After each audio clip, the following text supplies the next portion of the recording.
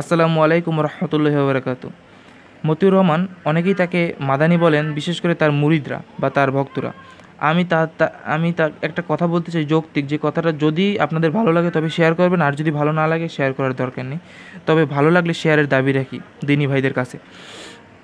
তো আমরা যারা জাকির নায়েকের ভক্ত আর জাকির নায়েককে ভালোবাসি, আমাদের সামনে জাকির নায়েকের বিরোধিতা করলে আমরা তাকে মূর্খ বলি, অথবা তাকে আমরা বিভিন্ন পীরের মুরিদ বা কিছু বলে থাকি। এটা অস্বীকার করার কিছুই না।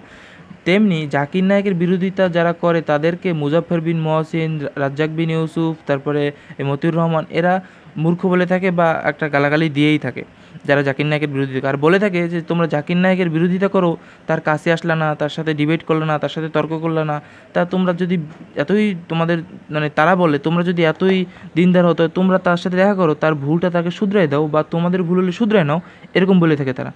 তো আমার প্রশ্ন হচ্ছে যে এই মতিউর রহমান সাইদি সাহেবের বিরোধিতা করেন, এ কবে সাইদি সাহেবের সাথে দেখা করলো এবং কবে সাইদি সাহেবের সাথে ডিবেট করলো? এমনও তো হতে পারে যে সাইদি সাহেব ঠিক আছেন, আপনি ভুল আছেন, আপনি কীভাবেই ধরে বসে আছেন যে আপনিই একমাত্র ঠিক। আর সাইদি সাহেব যদি কোনো ভুল করে থাকেন তবে এটা অস্বাভাবিক না, কিন্তু তিনি তো আর নাজিল হন নাই, আর তিনি তো ফেরেশতা না, তিনি কোনো নবীও না। ভুল তিনি করতেই পারেন, আর তার কি এটা ভুল হয়েছে কি ভুল হয় নাই এটা তো জানার জন্য তার সাথে যোগাযোগ করতে হবে। আর আপনি এরকম, তিনি একটা বন্দি আছে, তিনি তারে প্রশ্ন করলেও তিনি জবাব দিতে পারবেন না তার সাথে দেখা না করলে। তো আপনি আপনি সে বন্দি আছে এই সুযোগ নিয়ে তার বিরুদ্ধে কুচ্ছা রটাই যাচ্ছেন, তার বিরুদ্ধে বাজে বাজে কথা বলতেছেন। আর অধিকাংশই যে আপনি ভুলগুলো ধরছেন, তার আপনাকে জবাব দিচ্ছে কারা? আপনি একটু বিবেক খাটান। আপনাকে জবাব দিচ্ছে আল্লামা সাঈদী সাহেবের যে ছাত্র আছে তারও ছাত্ররা, বুঝতে পারছেন? তা আপনি কাদের সাথে ডিবেট করছেন একটু চিন্তা করে দেখেন। তো তারও ছাত্ররা যদি আপনাকে জবাব দিয়ে থাকে, আপনার কি একটু বিবেকে কাঁপে না যে আপনার আপনার যদি এতই দায়বদ্ধতা থাকে যে মানুষ সাঈদী সাহেবের বক্তব্য থেকে বিব্রত হচ্ছে, আপনার এতই দায়বদ্ধতা থাকে, তো আপনি কেন তার কাছে যাচ্ছেন না?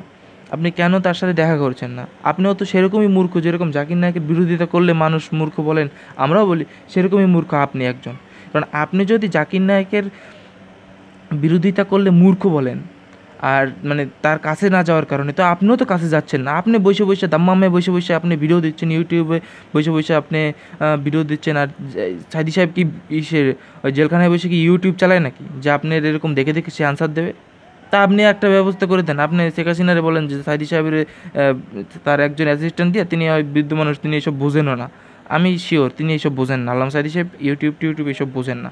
তো তিনি ফোনই চালাইতেন, নর্মাল ফোন, তিনি ওইসব বুঝতেন না বেশি।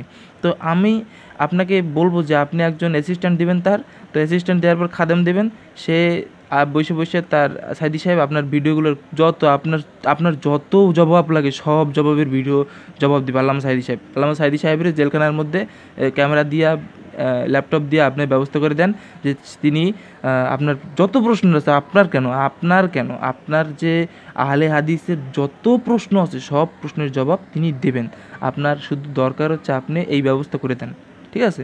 তো আপনি এই মানে আপনার এই মূর্খ বলি নাই, কারণ আপনি যেহেতু মূর্খ বলেন জাকির নায়েকের বিরোধিতা করলে, আমরাও বলি সেরকম আপনাকে মূর্খ বলা যায়, আমি বললাম না, বলা যায়। তো আপনাকে একটা রিকোয়েস্ট করব যে আপনি যদি আর মানে একটু মনে হয় তো মানুষ আপনারই তো, মানুষের যদি রক্ত টক্ত শরীরে থাকে, তো আপনি এই বিষয়টা ভাববেন যে আপনি হয়তো সাঈদী সাহেবের কাছে যাবেন, নয়তো তারা ইউটিউবের ব্যবস্থা করে দেবেন জেলের মধ্যে। নইলে এরকম বাজে বাজে কথা বলে আর তর্ক বিতর্ক করে লাভ নেই। আমি আপনার প্রতি কোনো দলিল দেব না। আপনি একজন মাদানি সাহেব, আপনার এত এত হাদিস মুখস্থ, আপনার যোগ্যতা আমার থেকে পাহাড় চুম্বি। আমি আপনার পাহাড়ের নিচে, আর বাংলাদেশের সব আলেমদেরই আপনি পাহাড়ের নিচে মনে করেন, যে যদিও আপনার একটু প্রবলেম কিছু বললাম না। তো আমি আপনাকে যে কথাটা বললাম এই জিনিসটা মাথায় রাখবেন। যদি হয়তো দেখা করেন, নয়তো ইউটিউব চালাইতে দেন, তাহলে আপনারে আর মূর্খ বলবো না। নইলে আমরা জাকির নায়েকের যেরকম বিরোধিতা করে এই ভণ্ড পীর পূজারি আলেমগুলা, তাদেরকে আমরা বলবো মূর্খ, সেরকম কিন্তু ওই পীর পূজারির সাথে আপনারাও বলবো গীবতকারী, এরকম বলা যায়। তো এটা তো তহমত হয়ে গেল, আপনি মিথ্যা অপবাদ দিচ্ছেন তার বিরুদ্ধে। তো আসসালামু আলাইকুম রহমতুল্লাহি ওয়া বারাকাতুহু।